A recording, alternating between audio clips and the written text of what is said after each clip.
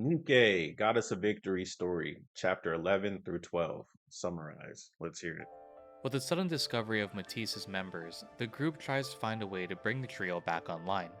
Luckily, Maxwell, one of Matisse's members, has extra battery packs on them, which aided in the recovery of the group. With Matisse finally coming to, all three squads have now assembled, in a rather unconventional way. One pressing question still remains though: how did Matisse end up deserted on the surface without any ounce of energy left?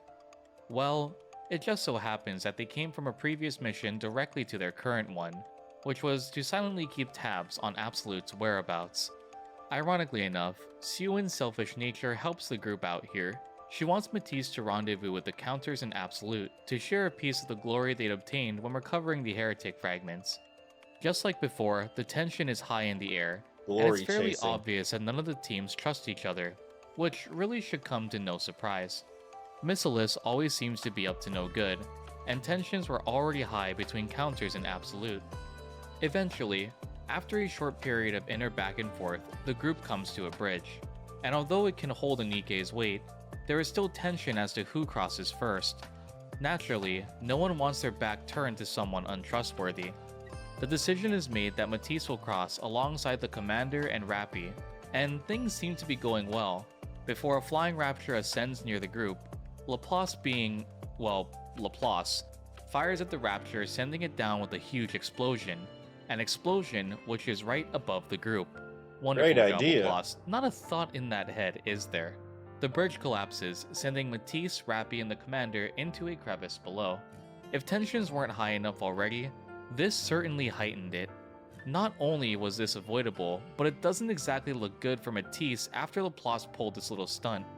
Despite the group's separation, they both continue onwards towards their target, the heretic fragments. After the separation, Shifty is bombarded with calls from Ingrid demanding an explanation for the explosion at the bridge. Maxwell, the brains of Matisse's squad, tries to keep things from escalating, but to no avail. Rightfully so, Ingrid is furious with Matisse's actions, and look who comes to their defense. It's everyone's least favorite shit stain, Siwin. She, Yay. surprisingly, defends Matisse, saying that it was all an accident, coaxing Ingrid into a verbal back and forth. Surprisingly to the Commander, this is the first time Siwin has shown any actual care for her NIKKEs. Maxwell, however, is the first one to shoot down this notion. To Siwin, Matisse is nothing more than high-tech toys, one specifically made to show off and bolster Missilis, and in turn, Siwin's reputation. We can't forget this is More the money in the Commander with the stock. group too, and whenever he's on a mission, some form of bullshit always ensues. Oh, would you look at that? As Matisse closes in on their target location, they notice the raptors in the area have increased by a staggering 321%. How Wow. fun! This poor man can never catch a break. The one interesting thing to note here is the fact that all the incoming raptures are also after the heretic fragments. It's practically a race, and Matisse alongside Rappy and the Commander must prepare for an all-out assault moving onward. Oh, right. For some reason, Laplace isn't too fond of how close Rappy and the Commander are. She goes on a diatribe about how the Commander should treat Rappy as a weapon and less as a comrade. Nobody And asked you, just for you, outsider. dear viewer, I'll spare you from listening to that.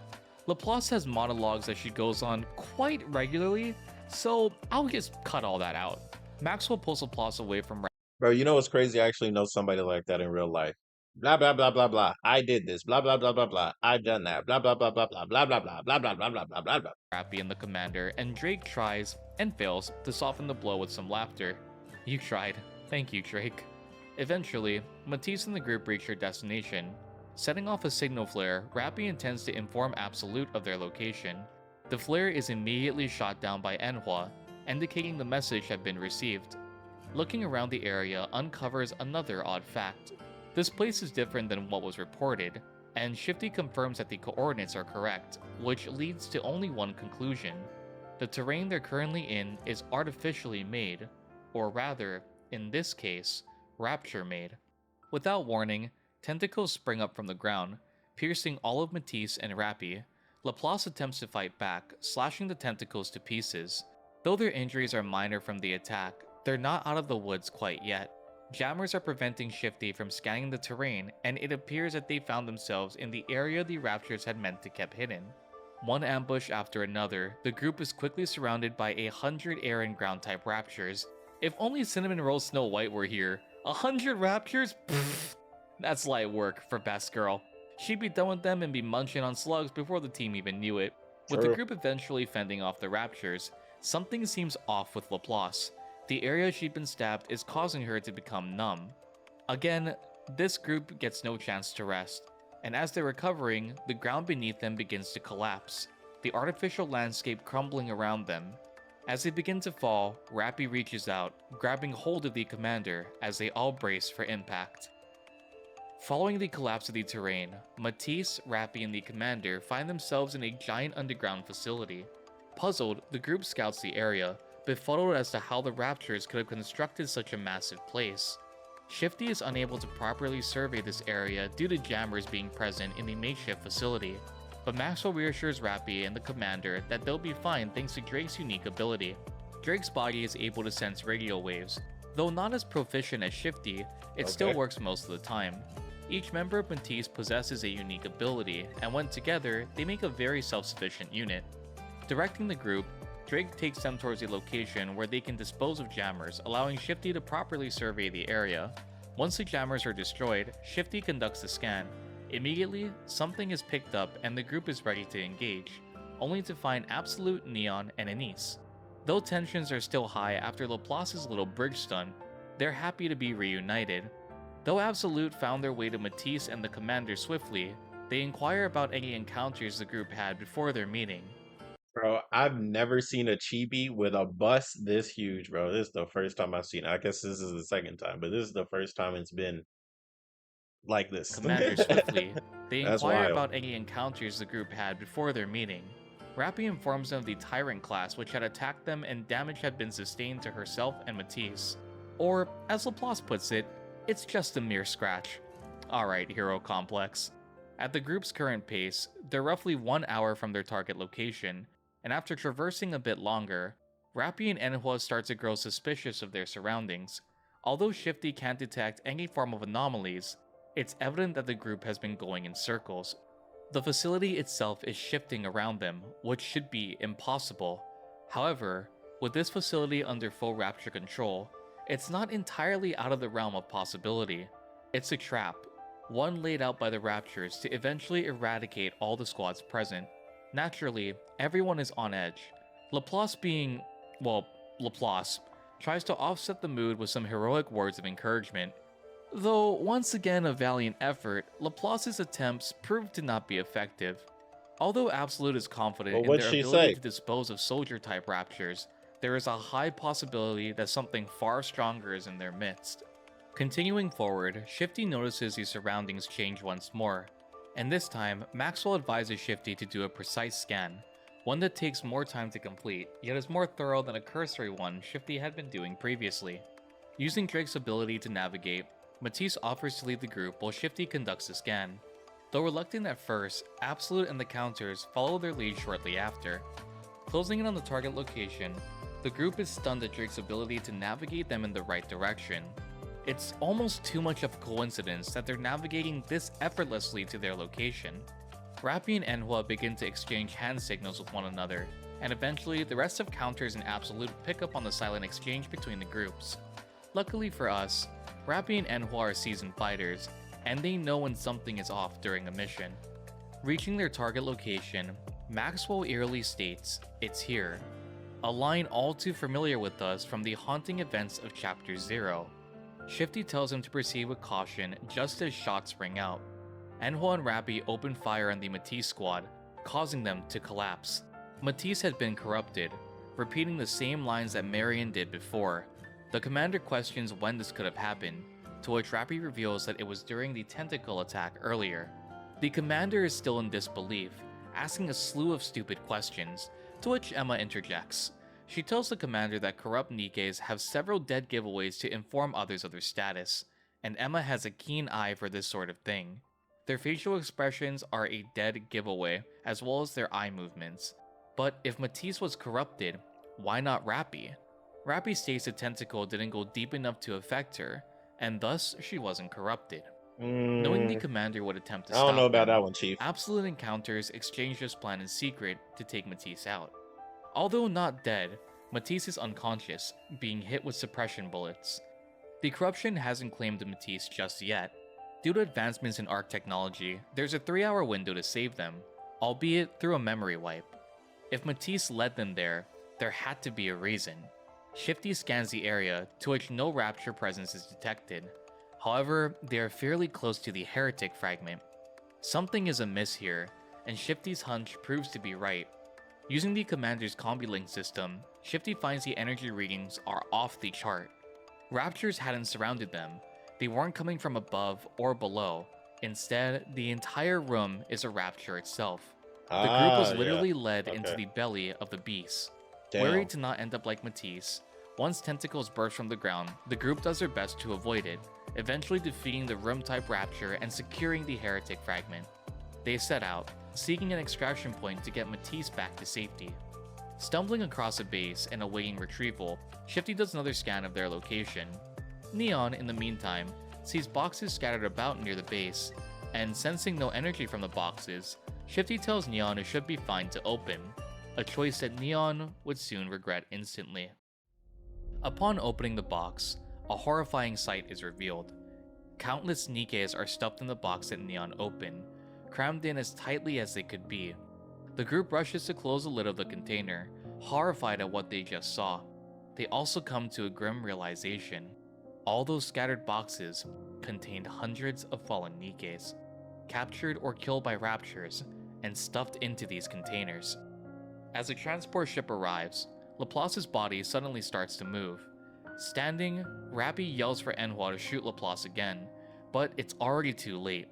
Laplace's body emits a light and blasts the group back. Warning the group while fighting her corruption, Laplace says for them to stay back, or the plasma field she initiated will evaporate them. Laplace aims her gun at the transport vessel. Fighting her corruption, the group cries out to her, and eventually, mustering all her strength, Laplace manages to discard her gun. Laplace is a true hero, someone who stands up against any and all evil, and yet, this hero is at the mercy of the demons corrupting her mind. There's only one way out, only one thing she can do in a moment like this. Pulling out her termination pistol, Laplace begins to cry, realizing that the only way to save herself, her squad mates, and everyone else is to self-terminate. I'm sorry. Forgive me. Laplace! Champion, take care of the rest. Stop. Those words resounding from the transport vessel seem to have stopped time itself. Everyone, including Laplace, is frozen in place. It is then that we are introduced to Maiden and Guillotine of Extrinsic. Motion has ceased. Guillotine, the cannon she threw has energy response. It may explode. Shut it off. You leave me with no choice. It didn't have to be this way. I will now break the seal of the Demon King which slumbers within me. Run wild, one-winged demon! Shine, ancient owl! Very little is known about this squad, and even fewer have seen them out in action. The two move quickly to dispel the energy that was in Laplace's weapon and get the situation under control. Maiden utters a single word, begin, and time starts back up. Rappy comes out of the daze first, and Shifty tells her to shoot the suppression bullet now, to which Rappy does, making Laplace crumble back to the ground. Shifty gives an all clear and reinforcements are on their way. With this, the joint operation ends, with Matisse on death's door and the Heretic fragment successfully retrieved. Regrouping with Anderson and Ingrid, it is revealed that the Heretic fragment will be studied to reveal its components. Matisse had also been put in a cold sleep, and due to Siwon's opposition, have not been confirmed to undergo a memory wipe. It's also peculiar to Anderson that Rappy wasn't affected in the same way. There's a reason why Rappy was the poster child of this game, and there's something special about her that Anderson can't quite put his finger on. Ingrid states that she'll do a simple brain scan on Rappy to see if Nymph is still present. Even after this mission, nothing more has come up regarding Vaphaus, and only the small information counters had gotten from Exia is all they have to go off. The commander also requests Anderson and Ingrid to look into the strange facility they discovered on the surface and the countless dead Nikkes they'd found stuffed into boxes. Anderson has a hunch, but wants to see the results of the heretic fragment before coming to any solid conclusion. In the meantime, he advises the group to head back to the outpost, to which Ingrid accompanies them. And look who's at the fucking outpost, it's this piece of shit! Can I go one fucking chapter without seeing your face? I'm really starting to realize where my hatred for Siwon comes from. I wonder how long I'd be put in the rehabilitation center if I had Rappy bust her ribs a second time. The brat is there with a newly mind-wiped Mihara and a very depressed Uni. However, she isn't there to gloat, but instead ask for something from the group. Siwon is there to ask for the Vaphaus bullet that the commander had in his possession, saying she's willing to pay any price for it. Siwon is doing this for Matisse, believing that the eradication of their nymph could save them from corruption. Ingrid lashes out at Siwon, blaming her for the nearly failed joint operation and the current state that Matisse is in. Not getting her way, Siwon goes for another low blow, saying that Matisse are her children and they're important to her. But Sure. by now, dear viewer, you should be able to smell the bullshit. Seeing as this even didn't work, Siwon orders Mihara to swap senses with the commander and literally commit suicide by smashing her head to pieces.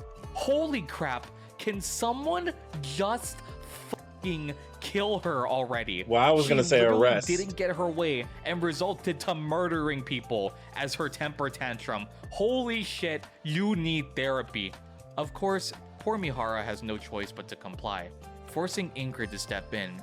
Even she's done with Siwon's bullshit, Ingrid refuses to let Siwon do any more harm and refuses to back down. The commander, being the righteous dumbass that he is, assures that he'll do whatever he can to save Matisse. Honestly, dude, I get it. Matisse isn't Siwon, but don't grovel at the little shit's fucking feet saying that you'll save them. For God's sake, just let Ingrid flatten her. Siwon, of course, tells the commander that if he does that, she'll forever be in his debt. Sure, Siwon, and I'm the fucking Pope. Oh, wait, there's the Siwon that we all know. She furthers this statement by saying if he doesn't help, that he's dead. And with that, the brat storms off. With a farewell from Mihara, Siwon leaves in a huff, and the scene changes to the Elysian lab. Ingrid is meeting with Mana, and goddamn, she can study me too! The heretic fragment, now referred to as Material H, has some interesting developments. By accident, 18 Nikkes were killed after an electric stimulation was used to examine Material H. Those Nikkes were then absorbed into Material H, destroying any organic matter and keeping only crucial parts that the Nikkes had left behind. Following this, it gained only a small amount of weight. Based on the weight change, they are able to determine that Material H had absorbed roughly 450 Nikkes. Neon and the rest of the team now know what all those boxes were for. Remember when I said Nikke was dark? The area the group had stumbled across is referred to as an ant colony. The estimated size of the entire area being 808 miles, or roughly 1,300 square kilometers. This included the upper area and the winding path of tunnels which lay underneath the facility. The area which the group encountered the tentacles, being Material H, was the center of the ant colony. The way Nikkes are lured in is also truly disturbing. The routes would induce fear, panic, and possibly cause corruption to unprepared Nikkes who stumble across it. Luckily for the group, they were accompanied by the Ark's literal strongest. Those unsuspecting Nikkes would die and be stuffed into boxes, eventually being fed to Material H. 200 Nikkes that went MIA were identified to be the ones that were in the boxes as well, meaning a grim and untimely death. Hauntingly, Mana refers to the ant colonies as a miniature Ark, the construction being eerily similar to the Ark itself. It's also revealed that proper recon can't be done on the ant colony, due to the heretic Modernia being in the area, causing all nearby units to retreat. This of course catches the attention of Counters and the commander. We then shift to a room containing the three CEOs, the commander and Anderson, all seemingly preparing for an all-out war. This operation has two outcomes. First, the destruction of the underground facility as a whole, and For two, real? if possible, of capturing the heretic Modernia. Due to the severity and difficulty of this operation, it is advised that only the strongest and most seasoned Nikke squads be deployed. Naturally, Ingrid selects Absolute for this operation, Mustang selects Cafe Sweetie, while Sewin requests to sit this Cafe one out due to Sweetie. Matisse being in a cold sleep. Anderson continues with the mission brief and states what they are aiming for with each phase. Phase 1 is to detonate the explosives that will be planted on the walls of the facility, causing it to collapse on itself. This will make Modernia come up to the surface from underground, and this is where Phase 2 will be initiated. Phase 2 is to defeat all the Raptures, clearing a path for counters to Modernia. And finally, Phase 3, defeating and capturing Modernia. Modernia is the top priority, and Anderson, against Sewin's wishes, Bro, this plan sounds wants like to a see if long the shot. counters can change the outcome of the battle. If they can save Modernia, this will be the ideal outcome, capturing her and bringing her back alive. However, the moment the commander cannot reason with her, Anderson states that they'll resort to their final failsafe, shooting Modernia with the Vophouse bullet. But even Anderson doesn't know what will happen if the commander uses it. Anderson states that he hopes for a happy ending above all else, and Bro, wishes the group good luck. good The luck. meeting concludes with Anderson What telling the the fuck? commander that the operation will start tomorrow morning at 0500 and to get some rest. 5 a.m. That night, prior to the operation, Snow the White. commander is visited by none other than Snow White. She gives the commander a heads up that he might see her during tomorrow's operation. She also tells him to leave Chatterbox to her. With that, she tells the commander to get some sleep and leaves as swiftly as she came. Concluding chapter 12, I want to stress that this is the biggest operation the Ark has ever conducted ever since the first Rapture invasion. Only the storming of the space elevator can even come close to an operation of this caliber. Everyone has come together, and we're finally reaching the first climax of the story overall. With not only the strongest Nikkes in the Ark, but also Snow White as backup, humanity will launch its first all-out assault against the heretics, marking the first step towards reclaiming the surface. Revolution. And that wraps up chapter 11 and 12 of Nikke's story. Okay. Honestly, chapter 13 is going to hit you like a truck, and the Word. next video will take you on an emotional roller coaster. Okay. We're finally getting into the meat of this story, Okay. and I cannot wait to recall some of my favorite moments with all of you in future episodes to come. Okay. Did you all enjoy this video? And what was your favorite part? I think the video was dope, like always. The one thing I would like criticize would be how I don't know anything about Laplace, right? All I get is like she shot down the Rapture and it messed up the bridge. So like now I have like some type of negative, you know, connotation with this character. But I don't get any like you said, she does talk a lot, sure. But you said that she gave some type of speech or like when they were in trouble. I would like if you played the speech because the only voice line I get to hear is her about to end her life, and then even that doesn't happen. So it's like I don't know anything about this character besides she talks a lot, but I never got to hear anything she has to say. Just because she talks a lot, that doesn't mean what she says doesn't have any substance. So if she's going to give a speech, I'd say that that's pretty important. And so even if you don't want to have the full speech, at least put some of it in there. But yeah, I get it. I guess you just really wanted to like, hey, let's get to chapter 13 because it's like one of the biggest parts of Nikke. But you gotta remember, there's some people who have never played the game. I'm one of them. So, but this came out 5 months ago, so too little, too late, I guess. But if you ever remake it or remaster it or something like that, that would be something I'd add.